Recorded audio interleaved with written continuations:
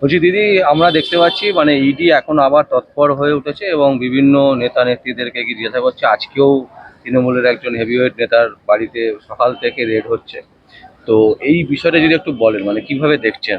দেখুন, মার্লিন বলে একটা গ্রুপ জমি তছরূপ করেছে, সেই নিয়ে ইডির কাছে বোধহয় কোনো কমপ্লেন গিয়েছিল।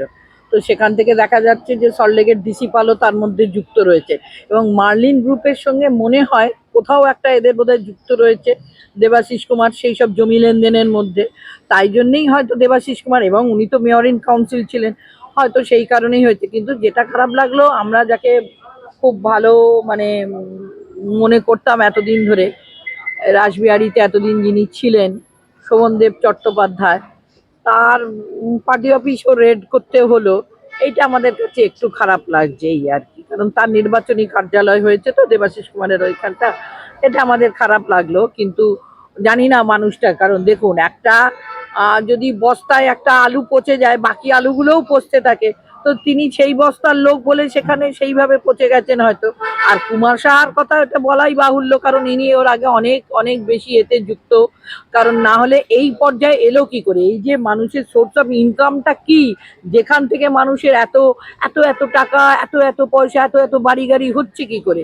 নিশ্চয়ই কোথাও তো কিছু না একটা গলদ হচ্ছে। দেখুন, আমরা এতদিন ধরে তো এখানে রয়েছি, আমাদের হাইকোর্ট, লোকে বলে হাইকোর্টে পয়সা উঠছে, কোথায়? আমি তো কোথাও পয়সা উঠতে দেখি না। কষ্ট করে দুটো পয়সা মক্কেলদের কাছ থেকে যা পাই তাই দিয়ে আমাদের ছোটখাটো চারজনের একটা সংসার, আমার ছেলে মেয়েকে পড়িয়ে যা, তারপরে হয়তো সেভিংস একটু হয় বা কোনো মাসে হয় না। কিন্তু ওদের সোর্স অফ ইনকামটা কোত্থেকে শুরু হলো, কোথায় কি করে এত দূর দাঁড়ালো, সেইগুলো আগে দেখুক। আর এই যে এটা যে সত্যিকারের যদি ইডির রেড হয় সেটা ভালো, কিন্তু যদি নাটকগিরি হয় এই আগের সারদা নারদার মতন, তাহলে ওই কয়েনের এপিট ওপিট দুজনেই হয়তো ইয়েতে থাকবো বলে, কি বলে আপনাদের, সংবাদপত্রের সামনে থাকবো বলে, মুখ্য ভূমিকায়, তাই জন্য এই নাটকের কুশীলবরা এইসব নাটক করছে। কারণ একটা হাওয়া কোথা থেকে যেন দুম করে একটা নতুন হাওয়া বইতে শুরু করেছে, যে এই যে যারা ক্ষমতায় আছে, তাদের এই যে ক্ষমতায় যারা আমাদের মানুষকে শোষণ করে ক্ষমতায় এতদিন ধরে রয়েছে, তাদের থেকে নতুন কিছু মানুষকে আনা হোক। সেই যে নতুনের হাওয়াটা বৈশাখ মাস পড়তেই শুরু হয়ে গেছে, সেই দমকা হাওয়াটাকে বন্ধ করার জন্য, কংগ্রেসের পালে যাতে না হাওয়াটা লাগে, সেই হাওয়াটাকে বন্ধ করার জন্য কোথাও যদি এই ইডি রেড হয় তাহলে খুবই অসাংবিধানিক এবং অতীব জঘন্য, এবং মানে কি বলবো, এর মানে এর না, এই বিরুদ্ধে এই বলার জায়গাটা ভাষা ঠিক থাকে বোঝা না। গেল না, মানে ইডি রেড করছে তৃণমূল কংগ্রেসের নেতাদেরকে, তাতে কংগ্রেসের হাওয়া মানে ইয়ে হবে। আমি তো কি বললাম যে আমার এখন বিজ্ঞাপনের যুগ। হুম। আমি বিজেপি দেখাতে চাইছে দেখো আমি কত সৎ, আমি ইডিক দিয়ে ওকে তুলছি। আর দিদিমণি বলতে চাইছে দেখো এই ইডি লাগিয়ে আমাকে খালি এরা মেলাইন করতে চাইছে।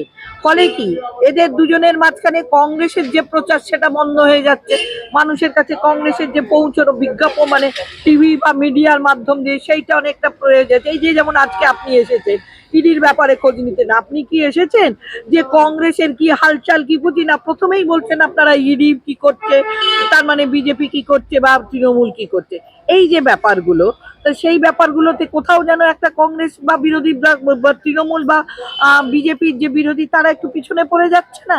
আপনারাই তাকে পিছনে ফেলে দিচ্ছেন। কারণ প্রতিটা মানে মাধ্যম, সংবাদ মাধ্যমগুলো, সংবাদ মাধ্যম কেন গুলো, প্রতিটা যে কোনো মিডিয়া মানে ইলেকট্রনিক্স গ্যাজেট মিডিয়াগুলোই সবই তো হয়ে গেছে বিজ্ঞাপন সম্বলিত।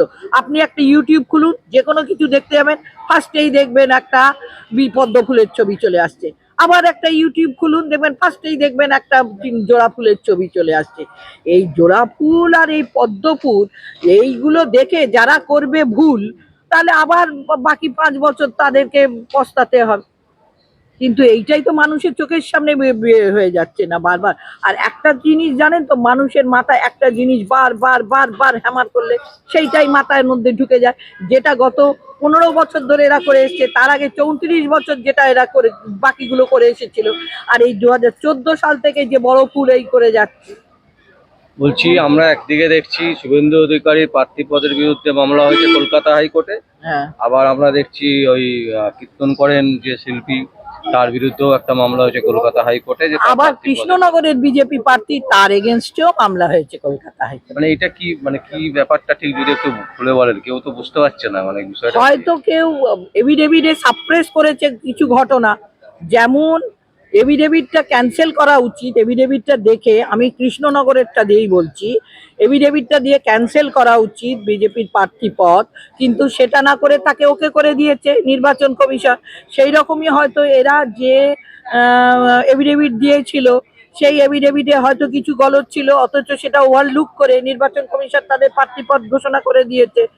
তাই জন্যই হয়তো মামলা হতে পারে। আমি সঠিক এই বিষয়টা আমি এখনো জানি না বলে আমি সঠিকভাবে বলতে পারছি না। আজকেই তো মামলাটা হয়েছে।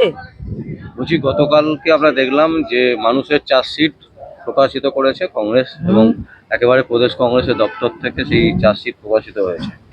তো এখন যেটা প্রথম আমাদের প্রশ্ন ছিল, কংগ্রেস প্রথম থেকেই বলে আসছিল যে আমরা কোনো এই দয়া দান অনুদান এইসবে আমরা বিশ্বাস করি না। তো আমরা দেখতে পাচ্ছি যে 1,000 টাকা করে মহিলাদেরকে দেওয়ার একটা প্রতিশ্রুতি দেওয়া হয়েছে কংগ্রেসের পক্ষ থেকে, 2,000 টাকা। 2,000 টাকা করে। তো এই যে মানে এটাও তো সেই এক প্রকার দানই হয়ে যাচ্ছে না, মানে কোনো না কোনো ভাবে ঘুরিয়ে, আপনি হয়তো শব্দটাও তো অন্যরকম লিখছেন, কিন্তু টাকাটাতেই সেই টাকার ব্যাপারই চলে আসছে। দেখুন, এই 2,000 টাকা যে দিচ্ছে, দান হিসেবে দিচ্ছে না মহিলাদেরকে। ওই ছোট 2,000 টাকা দিয়ে আমরা যে ক্ষুদ্র থেকে ক্ষুদ্রতর কুটির শিল্প তৈরি করার জন্য, তাদের কিছু শিক্ষার ব্যবস্থা করে দেওয়ার জন্য দিচ্ছি কিনা সেটা আগে দেখার ব্যবস্থা করুন। একটা ভোকেশনাল ট্রেনিং বলে তো কিছু হয়, সেইটা দেওয়ার জন্য সেই টাকাটা অনুদান হিসেবে আগে দেয়া হোক আমাদের, তারপরেতে বলবে। আগে আপনারা ক্ষমতায় আসুন, তারপরে আমরা দান দিই, না মানুষকে নিজের পায়ে দাঁড় করানোর ব্যবস্থা করি, মানুষের সঠিক শিক্ষার ব্যবস্থা করি, সেইগুলো দেখুন। নতুন একটাও স্কুল কলেজ প্রতিষ্ঠার কথা করেছে, সব প্রাইভেট কলেজ হয়েছে। গভর্নমেন্ট কলেজ কি একটা হয়েছে? হয়নি।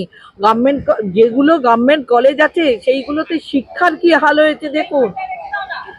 আজকে দীর্ঘদিন যাবৎ দিদিমণির বাড়ির ডিল ছড়া দূরত্বে আশুতোষ কলেজ, যে আশুতোষ কলেজের মর্নিং থেকে দিদিমণি পাস করে বেরিয়েছেন মুখ্যমন্ত্রী, সেখানের এক নায়ক রয়েছেন সার্থক ব্যানার্জি, তিনি কবে বেরিয়ে চলে গেছেন সেখান থেকে, অথচ সেই সার্থক ব্যানার্জি ওখানে বসে এখনো তার দামামা বাজিয়ে যাচ্ছেন স্টুডেন্টদের প্রতি। সেখানে কি না হয়, মহিলাদেরকে পণ্য করা হয়, সেখানে স্টুডেন্টদেরকে জোর করে তাদেরকে মিছিলে বের করানো হয়। গতকালও তাদেরকে জোর করে মিছিলে বের করানো হয়েছিল।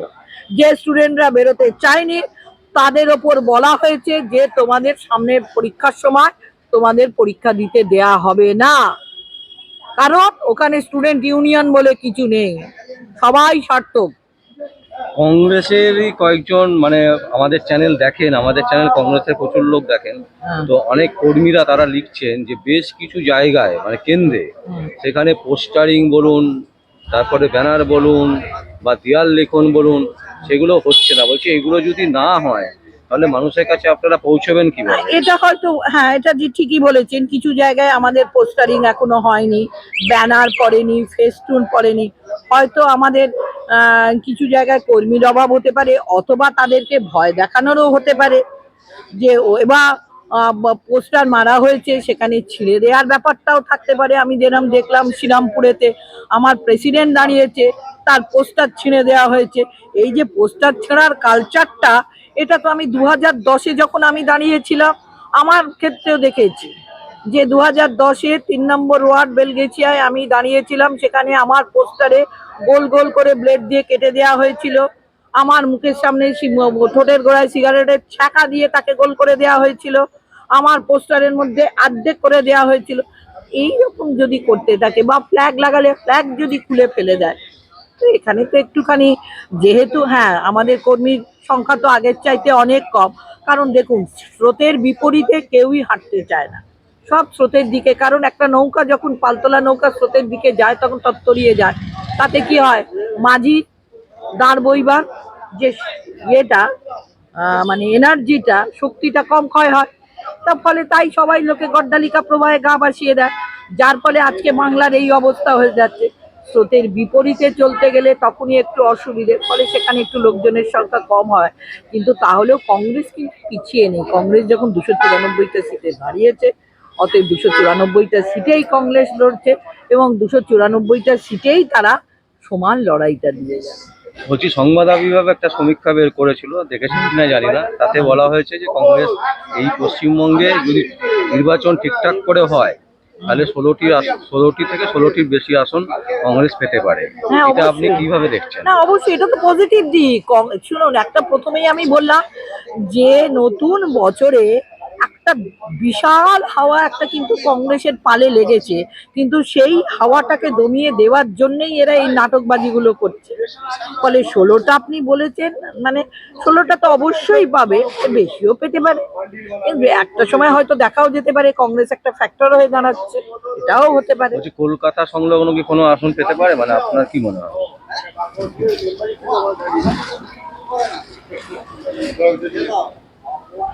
কর্মীরা খাটলে অবশ্যই পেতে পারে।